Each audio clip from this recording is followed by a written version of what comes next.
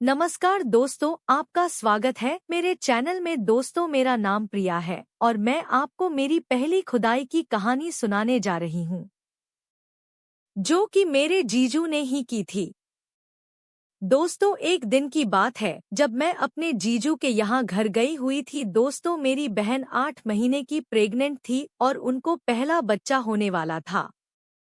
तो दीदी को थोड़ा आराम मिल जाए इसलिए उन्होंने मुझे बुलाया हुआ था। दोस्तों, उस समय में कक्षा 12वीं की पेपर दी हुई थी और मेरी गर्मी की छुट्टी लगी थी। लगभग मुझे दीदी के यहाँ गए हुए 1 हफ्ते हो चुके थे और अब मेरी दीदी पूरी तरह बेड रेस्ट में थी, तो घर का सारा काम मुझे ही करना पड़ता था।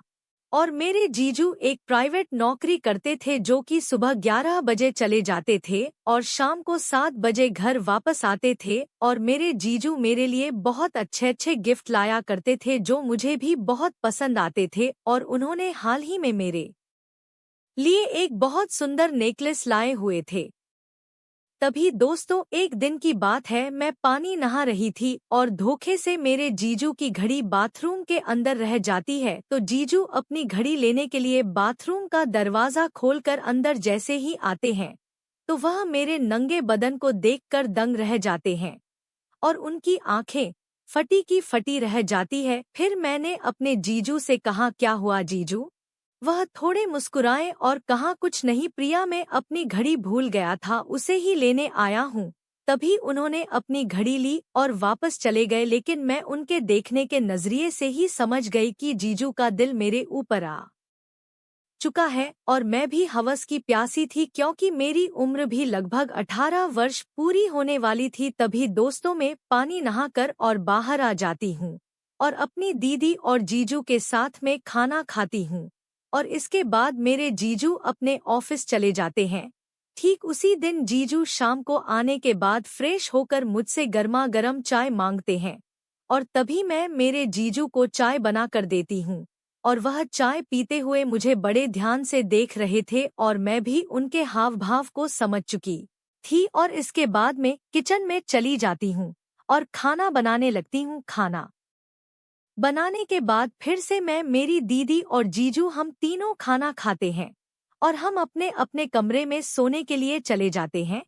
और मैं भी अपने कमरे में मोबाइल देखते देखते सो रही थी और लगभग 11:00 की बात है, मेरे जीजू मेरे कमरे में खिड़की से अंदर आ जाते हैं, जो कि खुली हुई होती है, और मुझे अपने हाथों से इशारा करते हैं कि चुप रहो, कहीं तुम्हारी दीदी सुन ना ले। मैंने कहा, क्या हुआ जीजू, आप ऐसे क्यों आ रहे हो? तभी मेरे जीजू कहने लगे कि देखो प्रिया, मुझे 2 महीना हो गया है, तुम्हारी दीदी ने तो कुछ दिया नहीं और इसीलिए मैं तुम्हारे पास आया हूँ, और अब जो हो तुम ही हो। और इतना कहकर मेरे जीजू ने मुझे अपनी बाहों में भर लिया और मेरा भी बदन एकदम गर्म हो रहा था। और जैसे ही मेरे जीजू ने मेरे ऊपर हाथ फेरना चालू किया, तो मैं भी अपने आप को संभाल नहीं पाई, क्योंकि दोस्तों में भी मेरे जीजू का साथ देने लगी और मेरे जीजू ने धीरे धीरे मेरे सारे कपड़े उतार दिए और अपने कपड़े भी उतार दिए। दोस्तों, अब हम एक दोनों बिल्कुल नग्नावस्था में थे और दोस्तों, अब शुरू होता है मेरी पहली खुदाई का समय। दोस्तों, आपको कैसे ही बताऊं, जैसे ही मेरे जीजू ने अपने 8 इंच का औजार मेरे उस जगह पर रखा, तो मानो मेरी उस जगह से पानी सा आने लगा। तभी मेरे जीजू कहने लगे कि प्रिया,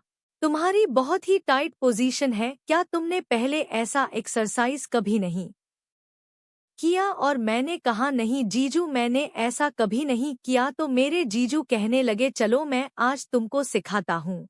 और मैं और मेरे जीजू, हम दोनों अपने प्यार के आगोश में समाते गए और दोस्तों, लगभग 1 घंटे तक मेरे जीजू ने मेरी ऐसी खुदाई की जिसमें कि उन्होंने 3 बार बारी बारी से मेरी खुदाई की, और दोस्तों, जिसमें शुरू से आखिरी तक मेरी भी सिसकियां चालू रही और मैंने पहली बार इतनी जबरदस्त तरीके से सेक्स का आनंद ले पाई, और वह भी मेरे जीजू के कारण। और दोस्तों, इसके बाद तो क्या है, जैसे ही हम दोनों को मौका मिलता हम दोनों सेक्स कर लिया करते थे और धीरे धीरे मुझे भी इस काम में बहुत मजा आने लगा था। और जैसे ही धीरे धीरे समय बीतता गया, एक दिन की बात है, मेरी दीदी के पेट में अचानक दर्द हो गया और उन्हें तुरंत नजदीकी हॉस्पिटल लेकर जाना पड़ा और 2 दिन भर्ती रहने के बाद मेरी दीदी को एक बेटा हुआ और दोस्तों बेटा होने के बाद मेरे मम्मी पापा भी उसे देखने के लिए हॉस्पिटल आए हुए थे और वह भी दूसरे दिन अस्पताल से दीदी के साथ हम सभी घर आ गए और 2 दिन रहने के बाद